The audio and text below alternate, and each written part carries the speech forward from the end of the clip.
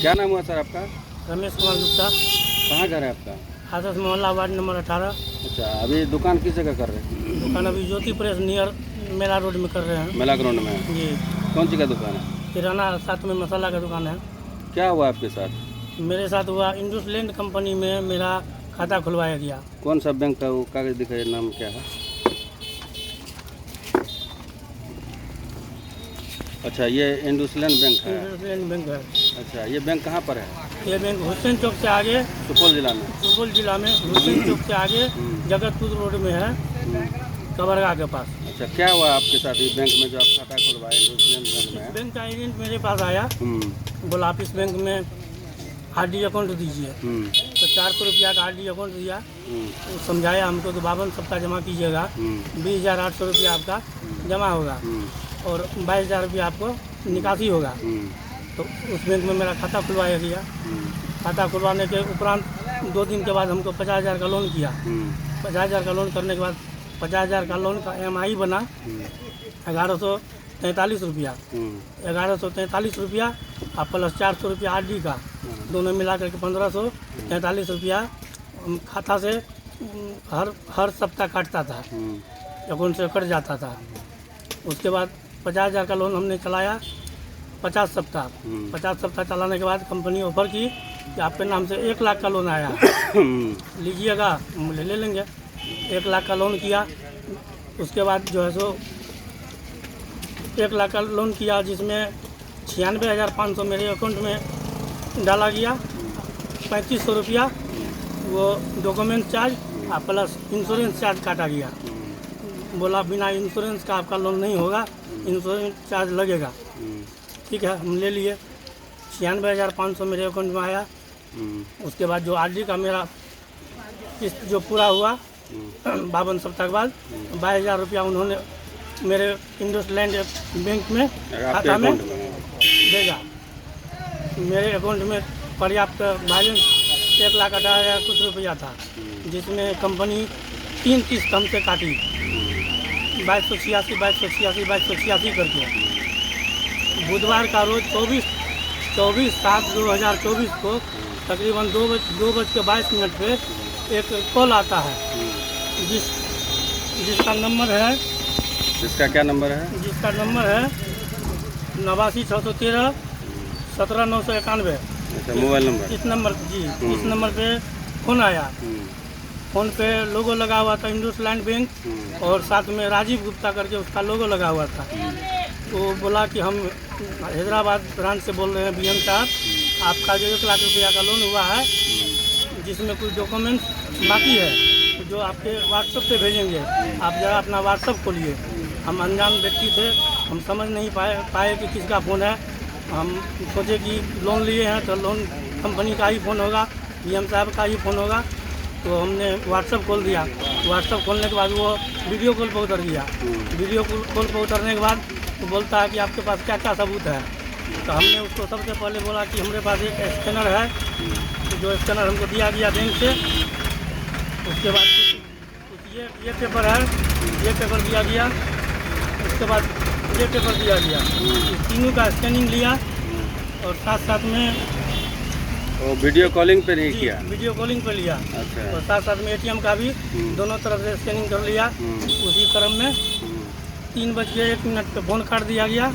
और उसके बाद जो है तो हम बोला क्या गया उसके द्वारा? उसके बाद कुछ नहीं बोला गया, कुछ नहीं, फ़ोन काट दिया और कुछ नहीं बोला गया। और मेरे मोबाइल पे मैसेज धड़ाधड़ गिरता है, 1,12,700 रुपया आपके अकाउंट इंडसलैंड बैंक जो है तो पैसा काटी है। तो इसके संबंध में हम आसपास में जानकारी दिए। इन लोगों ने कहा कि उसके बाद सबसे पहले फ़ोन 3:01 में कटने के उपरांत आधा घंटा के बाद 3:32 पे हमने जो कंपनी से मुझे लोन मिला, उस एजेंट का नाम है आसिफ पठान। आसिफ पठान को हम सबसे पहले फ़ोन किया। उन्होंने कहा कि आप सबसे पहले थाना जाइए। हमने गया, वकील से एक आवेदन बनाया। आवेदन बना करके थाना गया। थाना में बड़ा बाबू बोले, त्रिवेणीगंज थाना में बड़ा बाबू बोले ये साइबर का मामला है, आप सुपौल साइबर थाना जाइए। उसी दौरान हम एक मोटरसाइकिल का व्यवस्था किए, साथ में मंटू कुमार यादव जो मेरे सामने में दुकान करता है। दुकान करता है, उसके साथ हम सुपौल ब्रांच गए। जब तक मैं 8 सवा 8 बज चुका था। सुपौल साइबर थाना जाने के बाद वहाँ पे कोई स्टाफ नहीं मिला। एक स्टाफ ऊपर आवाज़ लगाई, एक आंटी जी आई, उन्होंने बताया, तो एक स्टाफ को भेजा। उन्होंने बताया कि आप कल सुबह आइए तब मामला दर्ज होगा। फिर सुबह हम लोग 25 तारीख को सुबह में गए साइबर थाना सुपौल, तो उन्होंने बताया कि सबसे पहले आप 1930 पर कॉल करके आप अपना आवेदन दर्ज करवाइए। उसके बाद आपको केस नंबर आएगा, फिर कुछ आगे किया जाएगा।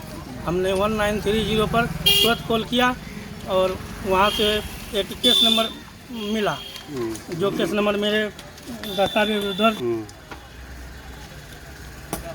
केस नंबर जी केस नंबर उन्होंने केस नंबर मुझे दिया और केस नंबर पे दर्ज है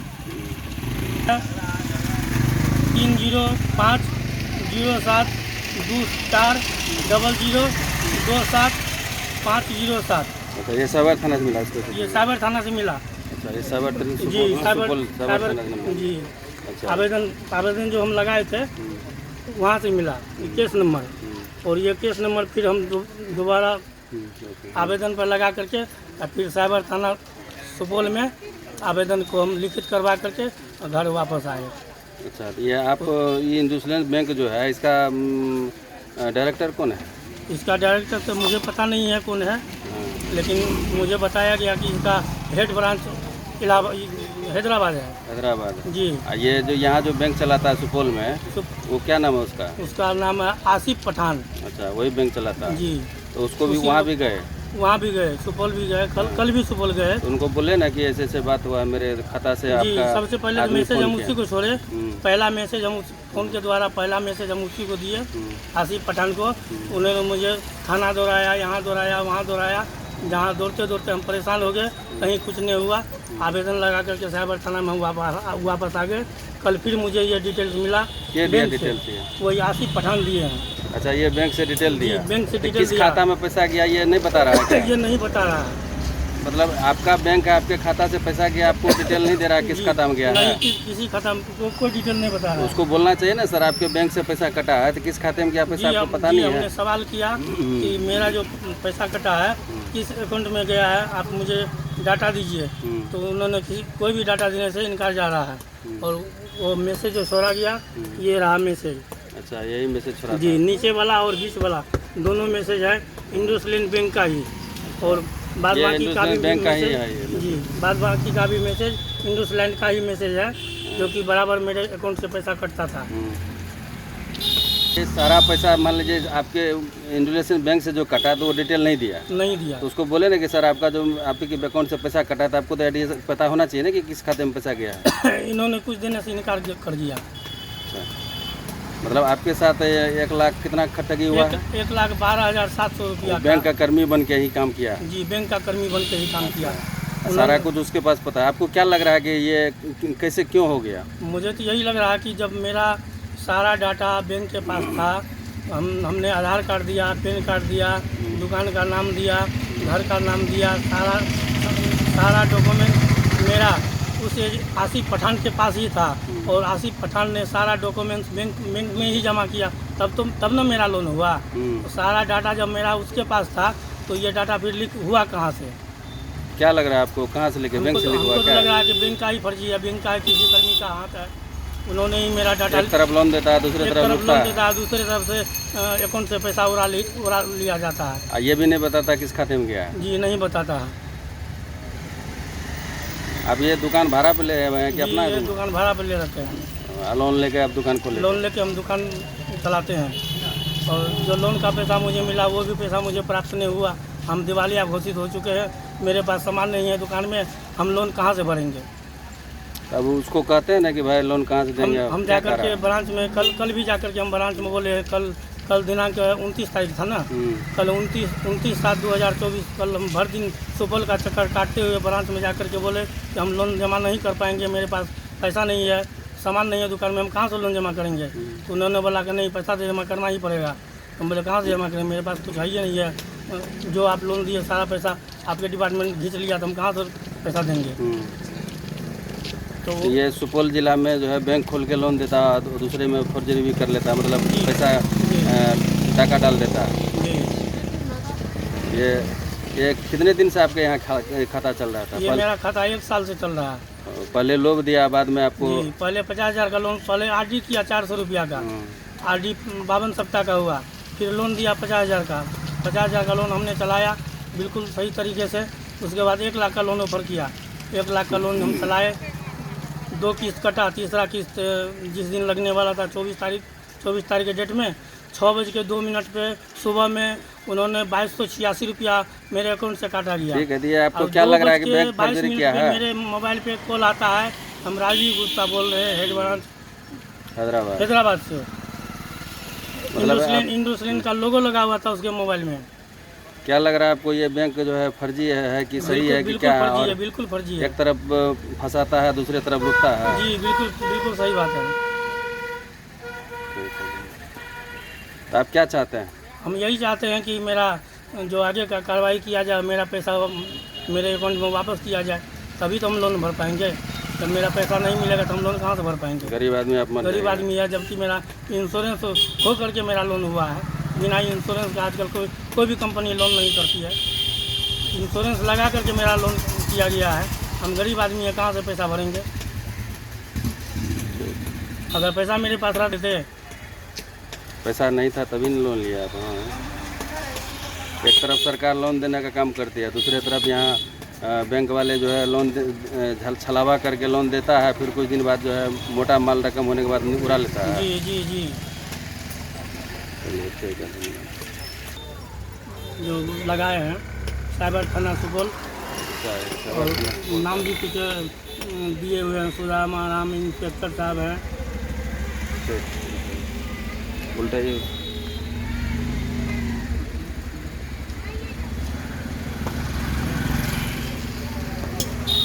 क्या नाम हुआ सर? मंटू कुमार। कहाँ घर है आपका? मेरा घर पत्थरगट्टी है। अच्छा, अभी आप कहाँ पर हैं?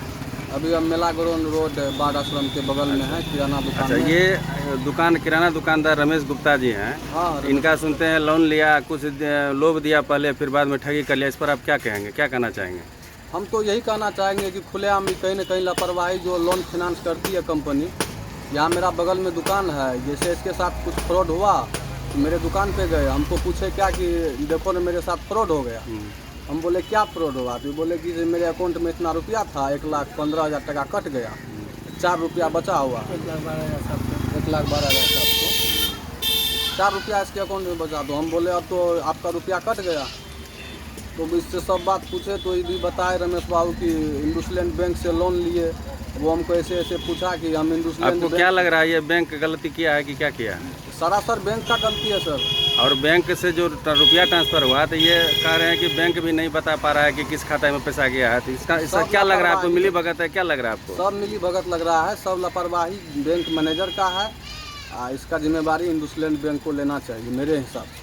मतलब आपके नज़र में ये लग रहा है कि ये डॉक्यूमेंट जो है ये वही पर्दाफाश कहीं किसी को दे दिया, या नहीं तो उसी का कोई आदमी बन के ठगी किया? मांगा सर, डॉक्यूमेंट मांगा, सही बात है, डॉक्यूमेंट इससे मांगा गया, लेकिन उसको ये कैसे पता था कि 1 लाख रुपया इसको लोन हुआ है?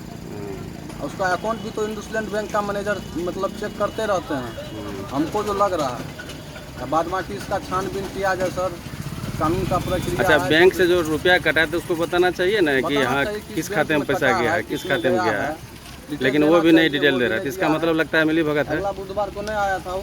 नहीं, अगला बुधवार को लोन लेने के लिए नहीं आया था। लोन का उसको कॉल किया गया रमेश बाबू, किस्ती लेने नहीं आया? नहीं आया लेने के लिए लोन का जो किस्ती। क्या लग रहा है आपको, मिली भगत है क्या? हाँ, उस दिन जब रमेश बाबू उसको कॉल किए तो बोले हाँ आएंगे अगला बुधवार को, लेकिन नहीं आया। इसमें मिलने तक नहीं आया वो कि क्या है, क्या हुआ कि नहीं हुआ। जब लोन लेने का टाइम होता है तो तुरंत आ जाता, किस्ती लेने के लिए। क्या लग रहा है आपको, बैंक का क्या है? बैंक इसी बैंक का सब खेला है, जिस बैंक से लोन किया गया है उसी बैंक का सब मतलब हमको लग रहा है कि कहीं ना कहीं फ्रॉड किया गया है उसी बैंक से। डाटा लीक तो वहीं से ना हुआ है। चलिए ठीक है, धन्यवाद।